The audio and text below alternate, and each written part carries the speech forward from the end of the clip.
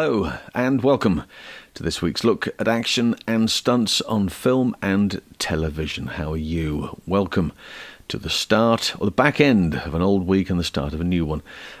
You may well have seen very recently that the new trailer for the movie The Fall Guy has landed, directed by David Leitch, who you will know, stuntman, stunt coordinator, and director on his own mark, of course, with movies like Bullet Train. He's at the helm of this, and it is a take on the classic 1980s television series, The Fall Guy, starring Lee Majors. The idea, very simply, originated from a tiny idea from Vic Armstrong. Vic had been working in the business for many, many years, and as you do while you're on set, you come up with ideas and you think about bits and pieces. And he came up with an idea of a stuntman who, in between jobs, would make a little extra money on the side. It was always on the basis that logic says you should always have something else to fall back on. Many people have come through, like Vic's a good example, from race riding, but some will have had martial arts backgrounds and some will have had public speaking backgrounds, and maybe that's how they earn their extra money. Well, at the time, the idea was, well, you'd maybe working on a picture and somebody would say to you, so-and-so's jumped bail and we need to go and get them, and you're the man for the job. And that's how the seed was sown, and he had an idea which he had then pitched, which, to my knowledge, nobody had said, that's a good idea, we'll keep that on the back burner. They didn't keep that on the back burner at all. They gave him short shrift and sent him on his way. But later on, Glenn Larson, who eventually produced the television series, had got wind of this. Now, either it was directly from a conversation with Vic, or had been passed on to him via a separate source, bought the idea, and took it and ran with it. And consequently, The Fall Guy was born. Lee Majors was a big star, because he'd been the $6 million man leading up to this, and that had given him a huge amount of publicity. The $6 million man, the Bionic Man, as it might have been known in other spheres. And so consequently, that was the idea for the show. It was well cast. Mickey Gilbert was the stunt coordinator, and you found that a lot of people who then went on to bigger and better and greater things, stunt performing wise, stunt coordinating, second unit directing, all had their big break there. At the time, there were lots of shows in similar situations. The Fall Guy, the A-Team, Knight Rider. There were shows that were working a lot. Airwolf, and everybody worked on everybody else's show. And then the show stopped. I think it ran. Did it run till 1984? I want to say 86 or 87, and that was it. That was all there was, and it was a great shame, because it was a show that, if as a fan you wanted to see this on a regular basis, there was always the idea was that the opening sequence was always on the set of a film or a television show that Colt Seavers, who was Lee Majors' character, was on. He was coordinating, he was performing, whatever it was, and often it would be from a movie, and they bought the rights to that clip.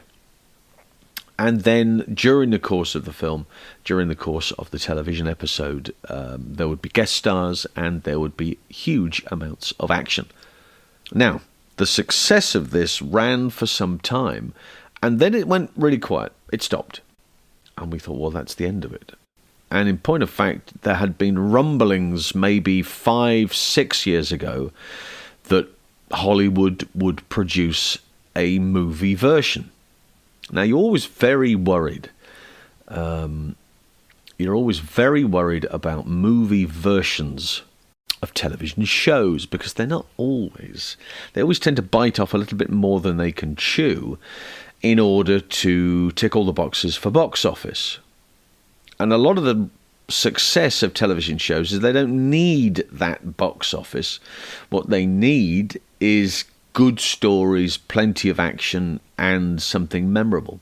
The other thing that was something memorable was the theme tune, which was performed by the star. Very Dennis Waterman-esque. He didn't write the theme tune, he just sang it.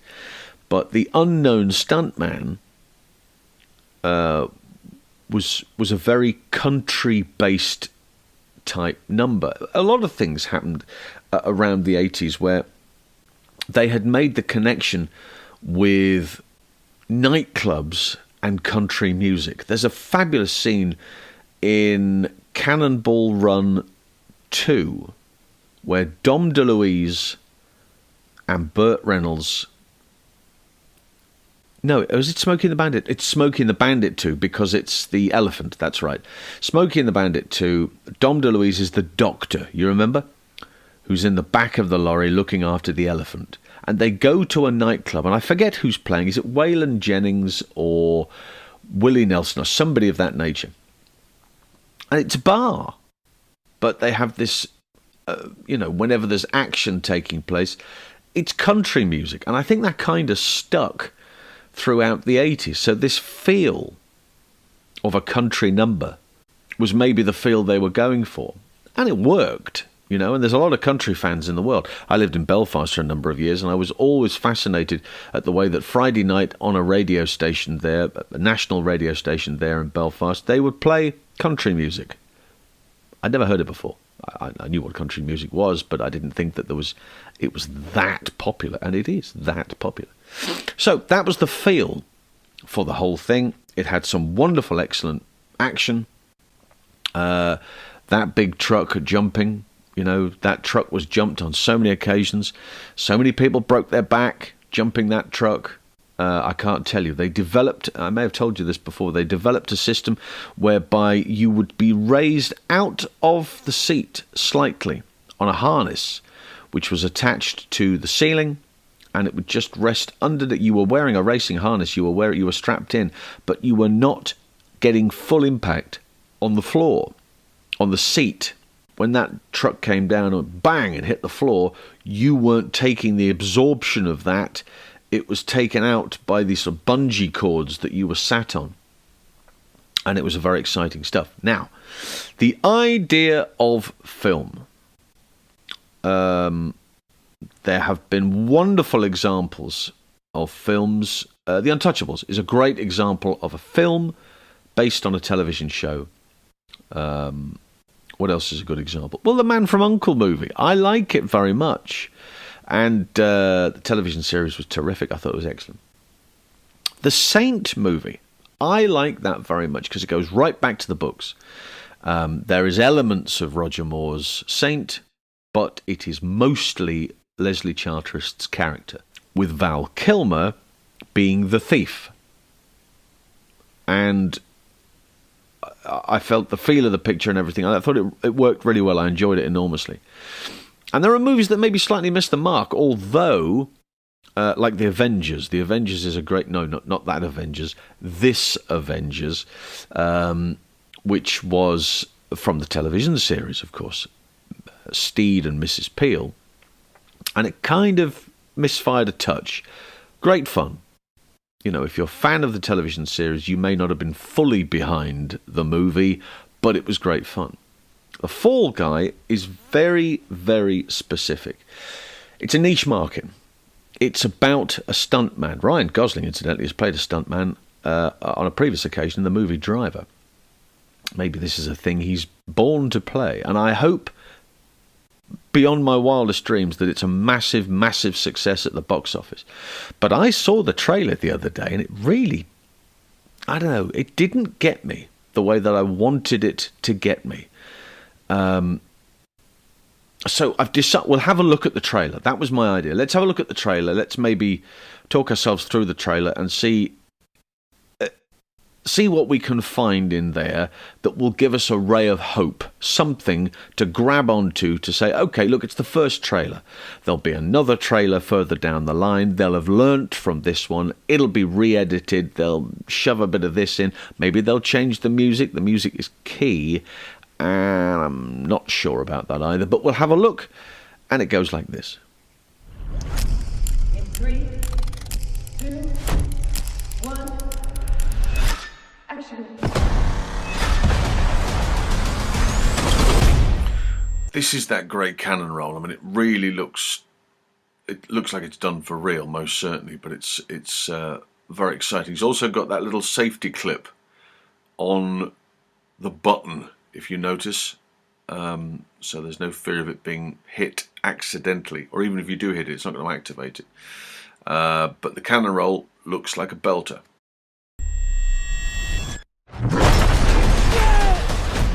So good. Oh, good. This use of Bon Jovi is really annoying. I mean, I know it's a really well-known piece of music, but really, all the time, I don't know. And this dialogue might need tweaking.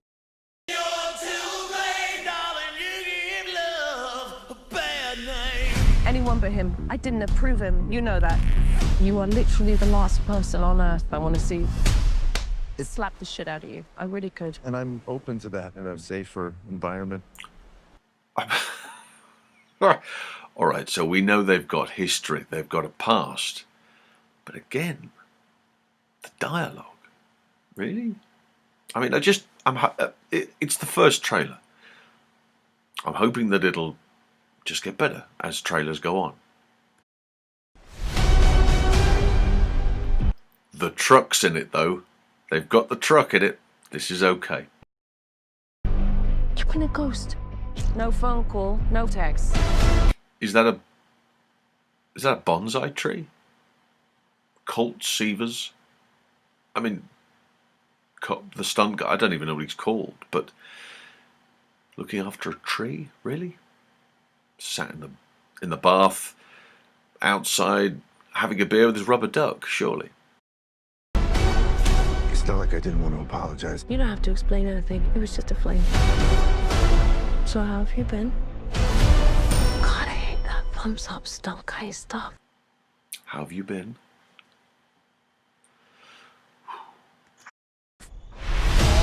I'm the director. We're gonna set this man on fire. You're a stunt guy. We need to keep it super profesh. Profesh is my middle name. You said your middle name was Danger. That's a hell of an explosion too, and done literally. You know, if that's going to be a ratchet into the wall, they film it from a slightly different angle as well. You're going to have a number of cameras on this, but there's going to be some CG in there too. But that looks like a big explosion done really well, and somebody physically performing it for real. Looks great. How'd we do, boss? Really? Yeah. Holster that. Yeah, it's holstered. It's done. Forget. You never... Did it again. This whole thumbs up and holstering guns stuff. Come on. Really? This is the Fall Guy. We need some stuff here. never saw it. Tom Ryder, the biggest action star on the planet, is missing. You need to bring him back. Or Jodie's movie is dead. Why me? You're a stuntman. Nobody's gonna notice you. That's your job. No offense. I mean, some taken. You find Ryder, save Jodie's film. You get the love of your life back. The love of your life? Save Jodie's film. Where's the bounty hunting? Come on. I don't know. All right, let's carry on. Leave me to wallow. I'm not the hero, I'm just the double. Not today, you're not. Tom, we only need you back on set, pal.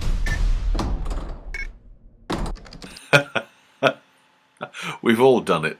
We've all gone to a hotel and the key doesn't work and you have to go downstairs and it's like a 20-minute job to get the new key sorted so you can get back in the room. Brilliant. I like that bit.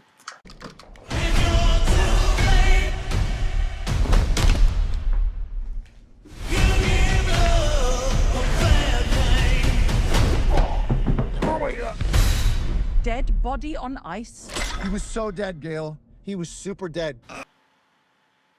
He was so dead, Gail. He was super dead.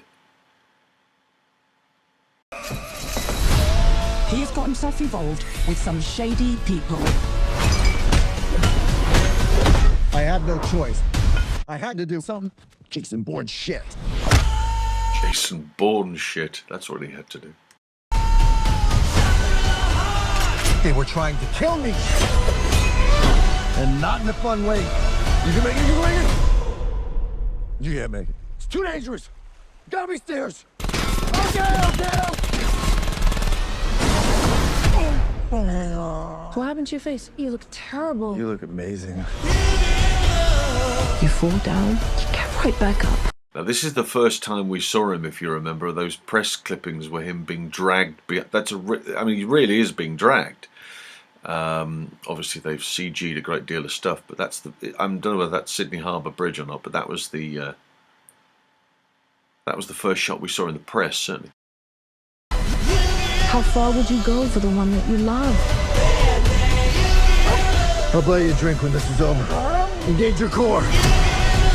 Truck jump, yes. Yeah, boy. Stunt. What are you doing later? Want to go to a beach somewhere? Drink a spicy mug. This piece of equipment, by the way, is known as the Ukraine.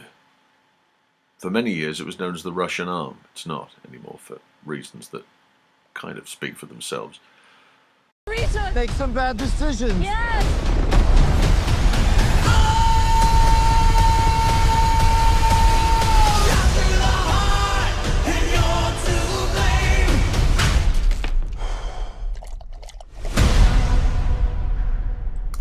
The dog may well be the one who gets my biggest vote so far from that trailer. I mean, I don't know. There's the essence of stuff happening. And I know they've had to squeeze it all into a very short space, but hopefully that's not the last we see of it, and it does shape up. So, there we go. What do you think? I don't know. I hope there's going to be another one along the line, and it's going to change slightly, and we get an opportunity to see something that we really want to see. Very interesting, the idea that the whole film is practically filmed entirely in Australia. I know that the system they have out there means that you get more bang for your buck out there, so that's another reason why they've gone and done it. It's predominantly an Australian stunt crew, although Chris O'Hara is in as supervising stunt coordinator. Jonathan Eusebio is the fight arranger, the fight coordinator, and we know that he's got a track record from the past. So top draw people in there. That's a magnificent cannon roll at the top of that, and I want to hope, I'd like to think that that's practically done, because nowadays with the way in which CG works, some of it's really, really good, and I still struggle to go, oh, there's the cut there, or there's it's tricky. But I think I would like to say that's practically done, and I would also like to see there's going to be miles and yards of wonderful behind-the-scenes and making-of stuff, so we get our teeth into it. Hannah Waddingham is in everything at the moment. There's not something I don't think I haven't seen her in. The only thing she's not been in recently is this episode, from a practical perspective. But she's in everything. Now, is she playing the Terry character? If you remember the television show, you remember that there was it Marky Post was the actress who played Terry? Am I right in saying that? Maybe I've got that mixed up in my head. But she was the one who found the jobs for Colt to go on. Maybe that's her type of character based on that. And Emily Blunt, well, I mean, I love Emily Blunt to death. I think she's absolutely magnificent. She's a very, very fine actress. Is she right in this role? I don't know. And of course, her name's Jodie in the movie. Now, obviously, I think maybe they've taken that on board from the other character, part of Colt's team, stuntwoman Jodie, from the television series. So, we have a lot to look at, and we will hope that over the coming weeks, coming months, they will put something together and we'll get a chance to have another look at it. But, well, we'll see as we get on. Next week, what are we doing? Well, we're going to have a little look next week at the Hollywood Stuntman's Hall of Fame, which I don't think has received enough publicity. A wonderful guy called Johnny Hagner, who's he was the stuntman and co-founder of this particular wonderful archive to the world of stunt action, based in Moab, in Utah, where a lot of westerns were filmed. So we'll do that next week, and we'll have a little look at that and see how we get on. And until then, it's bye for now.